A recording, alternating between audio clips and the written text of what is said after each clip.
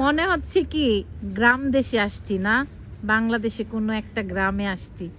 হাঁস মুরগি, উফ কি অসাধারণ একটা ভিউ। এই যে হাঁস পানি খাচ্ছে, মাশাল্লাহ। মানে ইতালিতে এত সুন্দর সিন দেখতে পাবো, অবিশ্বাস্য। হাঁস মুরগির গোবরের গন্ধ আসতেছে বাতাসে। আমার মনে হইতেছে কি বাংলাদেশের কোনো একটা গ্রামে চলে আসছি। অনেক সুন্দর। ওয়াও, কোথায় আসছি জানেন?